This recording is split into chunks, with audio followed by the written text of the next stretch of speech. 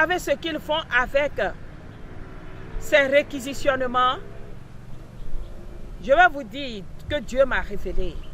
Ils ont déposé les agents dans les hôpitaux, dans les soins de santé, partout, pour faire ces genres d'enregistrement. Et ils vont faire des rapports aux agents de l'homme qui a fabriqué le virus pour tuer les gens là. On lui fait les comptes rendus de combien de personnes qui sont mortes. On fait des comptes rendus à l'Union européenne par rapport aux morts qui sont dans nos nations africaines, afin qu'on débourse le dommage et qu'on en donne à nos gouverneurs. S'ils ne sont pas au courant, je veux leur dire qu'il y a des gens dans leur gouvernement qui ont pris ces engagements-là. Ils font le dénombrement des morts de quelconque maladie et ils font des rapports comme quoi il y a 3000 morts au Togo, il y a 8000 morts au Togo, il y a 5000 morts au Togo et donc voici le bilan. Or, ils ne sont pas morts de Covid-19 parce que tout simplement, les méchants ont le plaisir de vendre les corps même de nos frères. Ils n'ont pas eu la grâce. Ils n'ont pas eu la grâce d'être soutenus. On dit, lancez la campagne de prière. Priez pour que Dieu nous fait grâce. Priez pour que le Seigneur nous épargne de ce danger. On n'a pas prié. Quand c'est venu maintenant, les gens meurent. On nous donne le soutien au moins pour résister et rester dans le confinement. Les choses n'ont pas été. Et voilà, quand les gens meurent, on fait le dénombrement pour avoir de l'argent avec les corps. C'est dommage. Je suis désolée pour le Togolais. Je suis très désolée. Si nous aimons de l'argent jusqu'à... Ce sont les corps de nos parents, dans cette pandémie, dans ces douleurs-là, qu'on va exposer, vendre pour encaisser de l'argent. Or, depuis qu'on s'est investi dans tous ces genres de projets d'action, le pays ne fait que tomber bas sur le plan économique. Cela ne nous amène pas à réfléchir, à voir de quel bord nous devons être pour bénéficier de la grâce protection de Dieu et de l'abondance sur le plan financier afin de relever les grands défis qui nous entourent et qui nous accablent. Permettez-moi de vous dire, c'est ce que le Seigneur m'a ouvert les yeux de voir. D'autres carrément, on les équipe avec les virus là. Je vous ai dit que les toxiques là sont arrivés ici depuis. Le virus qu'a fabriqué cet homme, Anne Sauvage en question, ce n'est pas aujourd'hui qu'il l'a fabriqué. Il y a plusieurs gouverneurs de nos nations qui ne veulent pas quitter le pouvoir en Afrique ici et qui ont acheté ce virus-là pour venir éliminer ceux qui ne sont pas de leur bord politique. Dieu me l'a fait voir depuis. Si vous vous rappelez de l'audiovisuel que j'ai fait dans le mois de décembre et janvier, que j'ai exposé sur les réseaux, j'ai parlé de ça. Il y a des gouverneurs dans nos nations, pas eux tous, mais certains, qui ne veulent pas quitter le pouvoir. Après 3 mandats, 2 mandats, 5 mandats, ils ne veulent pas quitter le pouvoir. Donc, qu'est-ce qu'ils font? Ils profitent de ce virus-là pour injecter au cours des cas de maladie dans les hôpitaux.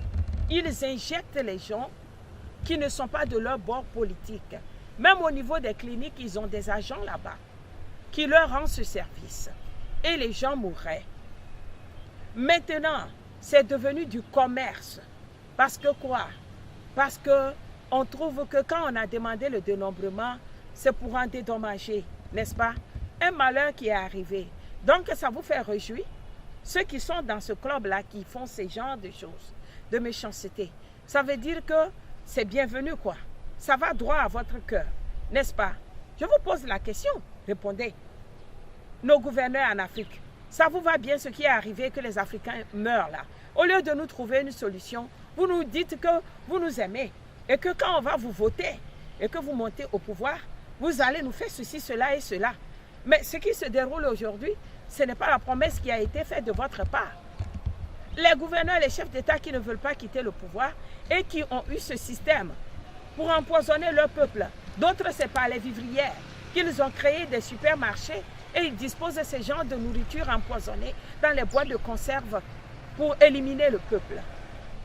Mais permettez-moi de vous dire, le Seigneur m'a ordonné de vous demander, ces gens de chefs d'État en Afrique, les gouverneurs, le Seigneur m'a dit de vous demander de sa part.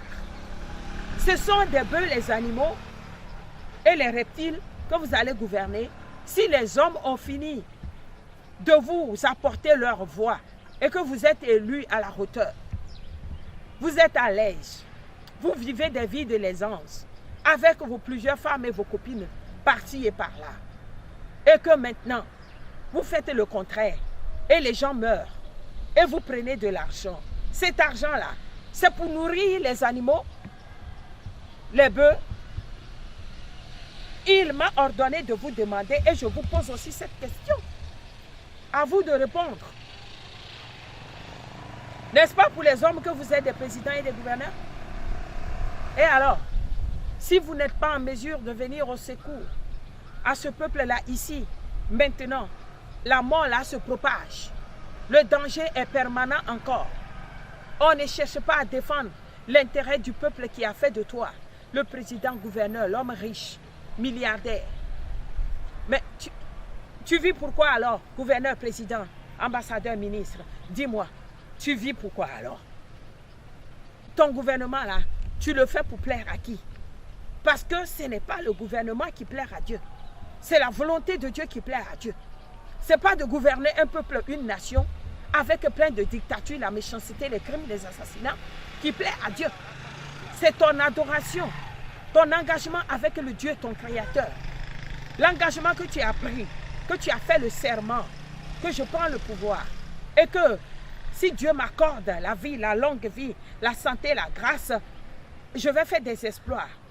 Et je vais sauver mon peuple de son état. N'est-ce pas le serment que les chefs d'État ont l'habitude de faire lorsqu'ils prennent le pouvoir? Mais pourquoi maintenant ils font le contraire? Le Seigneur, le Saint-Esprit, mon associé m'a mandaté de vous demander qui trompe qui et qui trompe Dieu. Quand vous tenez des propos devant lui, il prête serment aussi, Dieu. Mais quand vous faites le contraire, il mentionne ça aussi pour le feu du jugement. Sinon, je vais vous annoncer une chose. Les serviteurs de Dieu qui ne veulent pas faire du sacrifice en faveur des fidèles du Christ dans ce monde actuellement, depuis que ce coronavirus est venu, je ne vous ai pas ordonné de la part de Dieu de prendre 30 jours de jeûne pour éviter ça. Quand j'avais annoncé ça, mais nul n'a pris garde parce que chacun est grand, chacun se dit, chacun se prend à la place de Dieu, chacun se prend pour le gouverneur de Dieu. Et la chose est arrivée, vous n'avez pas jeûné et prié. Dieu ne vous a pas caché ça. Il se saisit d'un instrument, un canal. La Bible a dit dans le livre de Actes chapitre 2 jusqu'au chapitre 5, il nous a parlé de l'effusion du Saint-Esprit.